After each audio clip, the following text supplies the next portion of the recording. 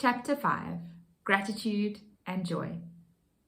Have you ever felt like you can't get too happy about something just in case it goes wrong? Or you stop yourself from feeling the full amount of joy because you feel like the moment could be lost any second? Other times, when we've had the perfect weekend and have the warm, fuzzy feeling in our hearts, we could maybe think to ourselves, it's too good to be true. Something about this week coming ahead is going to be bad. With my children especially, I often look at them with an overwhelming feeling of love and fear at the same time. Fear that something could go wrong at any moment. They could fall and break an arm, fall and scrape their face on the tar, have a ball thrown at their head. It may sound ridiculous, but this is the kind of stuff that goes through my head every day. These thoughts are what hold us back from feeling true joy. In these moments, we don't allow ourselves to feel the full extent of the emotion because we're afraid we'll lose it in the next instant. Feeling joy is scary. In that moment, we are so vulnerable to the emotion and our armor is dissolved a bit. But so much abundance can come from allowing ourselves to feel that joy. I believe that as we grow up and experience different things through our lives, we slowly build up an armor to protect ourselves from the things that could go wrong. So much so that sometimes our armor stops us from fully experiencing the good and joyful moments. It was a perfect beach afternoon. There was a cool breeze coming off the sea mixed with the warm winds of the sand and the mountains behind us. The beach was packed with people playing ball games and chatting happily with their friends and family. There were hundreds of children enjoying the sunshine. 3 of those kids were mine, running into and out of the water trying to beat the end of the waves. My youngest daughter tripped over her little feet and crashed down into the soft wet sand. I expected tears and a cry to follow, but all that came from her smiling face was a screech of joy as her siblings tumbled down around her.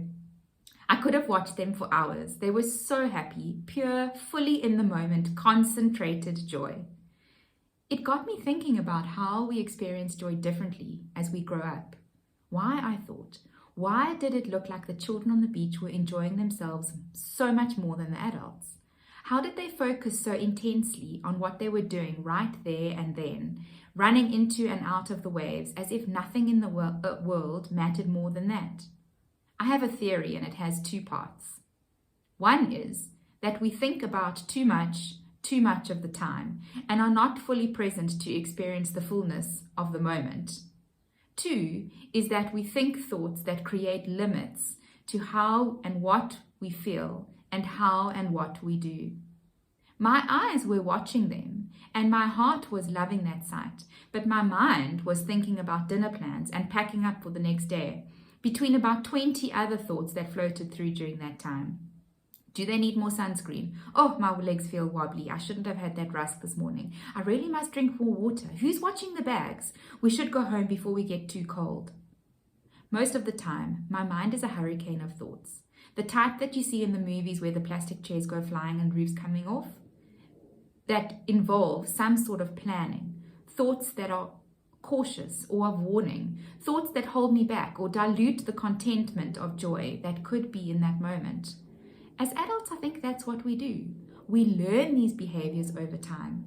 Our minds evolve from those of the kids playing undistractedly in the waves to minds that think too much about too many things, usually at one time. These thoughts then hold us back and distract us from what could be. We take the safe road, the safe option, the path that stays well within our comfort zone. We begin to limit ourselves within the confines set by our own red danger tape. And then we lose out on what's out there beyond the boundary. We lose out on the joy of running into and out of the waves because we're too busy thinking about dinner or what could go wrong if we fall or stay on the beach until we're cold. We miss the moment because we're not in it. There's also no room to lean into the joy because we are too afraid of what that space may be or bring. We're scared to truly feel the emotion because we know that it will fade, it will change. It's not a constant. So we choose to not even go there, to avoid the disappointment that could come when the moment passes, and we move on to the next event, the next responsibility. It's so sad because what we're doing is creating our own limitations on our own happiness and joy. We're choosing, maybe unconsciously, to miss out on the moments that bring full meaning to our lives. So, how do we undo the patterns we've taught ourselves over the years and start thinking more freely as we did as kids? How do we grab onto the abundance of our lives and lean into the moments that matter? Here are a few ways that have helped me. It starts in our minds. The thoughts we think manifest into emotions we feel and the actions we take and how we behave. From the moment we wake up in the morning, we are bombarded with thoughts, our own and those created by what we see and hear. So before our feet hit the floor, before you unlock your phone to check your messages or your emails or how many new likes you have, take a moment to check in with your thoughts. Sometimes we actually need to trick our brains into having a great day, literally telling ourselves, today is going to be good. I'm alive, the sun is shining, and I'm grateful. We need to get intentional with our thoughts too, not just every now and again, but regularly throughout the day. When a negative thought flutters through, catch it and ask yourself why you thought that. Is there any truth in that thought? What specific examples contradict the lie you're trying to make yourself believe? Remember the story I'm telling myself too, from chapter 3? Then we have to intentionally flip the script to tell yourself the truthful side of that story rather than the story that's putting you down. How we end our days matter too. If we fall into bed desperate to end the day without consciously debriefing our day in our minds, taking time to highlight what we're grateful for and noting what we've learned, we quickly forget about the good that surrounds us and focus only on what gets us down. This, I believe, has a big impact on how we sleep as well. If I'm distracted at bedtime without thought of the day that's passed, I'll sleep restlessly. A calmer, more grateful end to my day sets me up for a calmer, more peaceful night's sleep. I believe it's true. You should give it a try. Great gratitude, though, has to be a practice. It's not just an attitude of gratitude, but an intentional awareness of the good things in our lives. In her book, 1,000 Gifts, Anne Voskamp embarks on a journey to find joy in the life she already has. She starts writing a gifts list. Not of gifts I want, but of gifts I already have, she writes. She starts noticing rainbow reflections in the bubble of soapy water and deep color of jam piled thick on warm toast. She's not oblivious or immune to the pain and struggle in her world.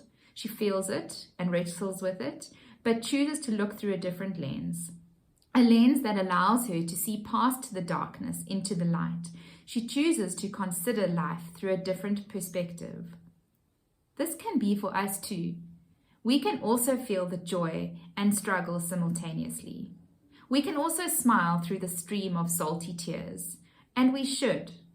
We should, because we have this life that has been gifted to us. This life full of so much color and sweetness. We can choose the lens through which we look, and it starts with consciously noticing and being grateful for those small things that you smell, taste, feel, and see. Becoming grateful for these things, together with the big ones, develops over time as we build gratitude into our lives. How? Here are 4 ways that have helped me. Number 1, make time for gratitude every day. Tag your gratitude time onto something you already do as part of your daily routine, like when you're waiting for the kettle to boil or the robot to turn green, or turn your quiet time or meditation. You choose something that you do every day and use that time to start thinking about a few things you're grateful for. You'll notice that over a few weeks or months, this practice of gratitude will be completely natural, part of your daily rhythm. Choosing 3 things to lift, 3 to 5 new things every day is the second step. This helps us to train ourselves to be on the lookout for the beauty and the blessings around us in each new day.